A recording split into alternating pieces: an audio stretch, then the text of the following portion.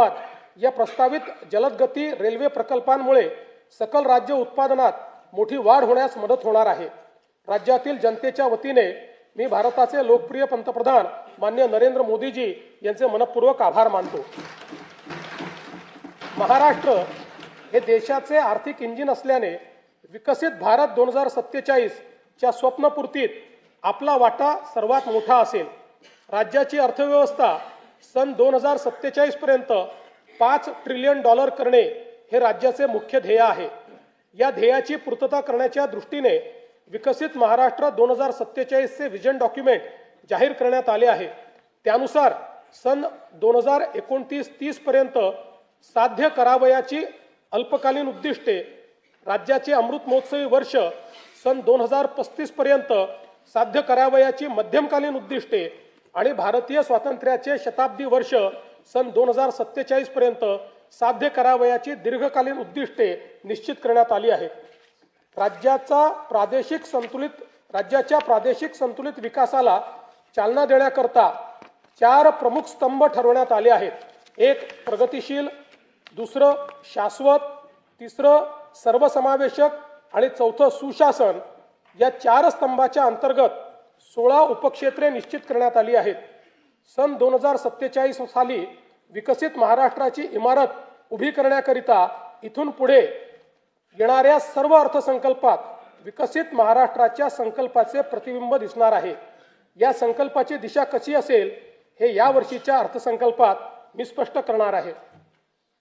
जब इरादा बना लिया है ऊंची उड़ान का, भास्कर राव, जब इरादा बना लिया है ऊंची उड़ान का, फिर देखना फिजूल है कद आसमान का।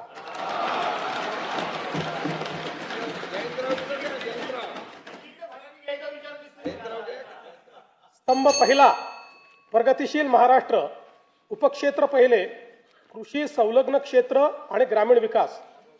राज्याचा कृषी जीडीपी सन 2047 पर्यंत $55 अब्ज वरनं $500 अब्ज वर नेण्याचे उद्दिष्ट ठेवण्यात आले आहे। राज्याचा पोशिंदा बळीराजाला केंद्रस्थानी ठेवून शेतीमालाला जागतिक बाजारपेठ उपलब्ध होण्याकरता 10 ते 15 पिकांसाठी एकात्मिक मूल्य साखळी तयार करण्यात येईल।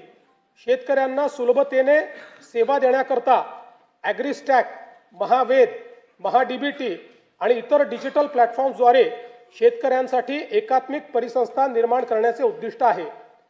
महाराष्ट्र आज कृत्रिम बुद्धिमत्ता, AI आणि डिजिटल शेतीमध्ये देशभर 30 लाखाहून अधिक शेतकऱ्यांना हवामान अंदाज, पीक सल्ला आणि बाजारभावाची अचूक माहिती मिळत आहे।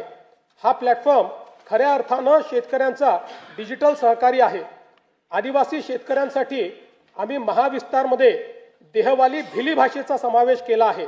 लवकरच इतर प्रमुख आदिवासी भाषाही यामध्ये जोडल्या जातील। ज्यांच्याकडे स्मार्टफोन नाही अशा शेतकऱ्यांसाठी आम्ही वसुधा ही व्हॉइस सेवा सुरू केली आहे। या फोन कॉलवरच पिकांचे आरोग्य आणि कीड व्यवस्थापनाचा सल्ला दिला जात आहे।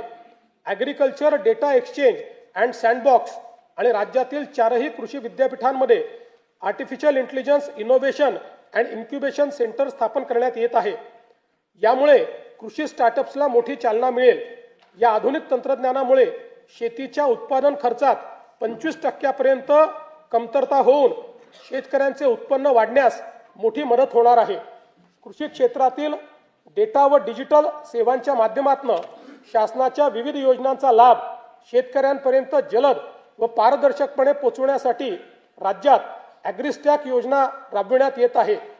शेतकऱ्यांना फार्मर ID देण्यात महाराष्ट्र देशातील अग्रगण्य राज्य असून फेब्रुवारी 2026 पर्यंत 1,31,00,000 फार्मर ID तयार झाले आहेत। या योजनेत आम्ही आदिवासी वनपट्टेधारक शेतकरी यांचा देखील समावेश करत आहोत। कृषी समृद्धी योजनेअंतर्गत सन 2026-27 ते सन 2029-30 या 4 वर्षाच्या कालावधीत राज्यातील कृषी क्षेत्रात भांडवली गुंतवणूक वाढवून पायाभूत सुविधा निर्माण करण्यात येतील। राज्यात 5 लाख हेक्टर क्षेत्र नैसर्गिक शेतीखाली आणून सकस व पोषणयुक्त नैसर्गिक शेतीमाल उत्पादित करण्यासाठी आगामी 2 वर्षांमध्ये महाराष्ट्र नैसर्गिक शेती अभियान या नवीन योजनेची अंमलबजावणी करण्यात येणार आहे। गोपीनाथ मुंडे अपघात सानुग्रह अनुदान योजनेत शेतमजुरांचा देखील समावेश करण्यात येईल। राज्याच्या कृषी उत्पन्नात पशुपालनाचा वाटा 25% आहे। ही व्याप्ती वाढवण्यासाठी आम्ही मुख्यमंत्री ग्रामीण पशुधन उद्योजक योजना सुरू करत आहोत। पशुसंवर्धन आणि मत्स्य व्यवसायाला आता कृषी समकक्ष दर्जा देण्यात आला आहे। त्यामुळे या क्षेत्रालाही शेतीप्रमाणे सर्व पायाभूत सुविधा आणि सवलती मिळतील, ज्यामुळे मत्स्य आणि पशुजन्य उत्पादनात मोठी वाढ होईल। संयुक्त राष्ट्र संघटनेने हे वर्ष आंतरराष्ट्रीय महिला शेतकरी वर्ष म्हणून घोषित केले आहे।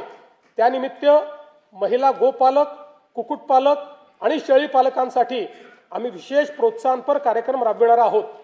मत्स्य व्यवसाय क्षेत्राच्या विकासासाठी प्रतिवर्षी 1240 कोटी रुपये आर्थिक भाराच्या मुख्यमंत्री मत्स्य संपदा योजनेस मान्यता देण्यात आली आहे।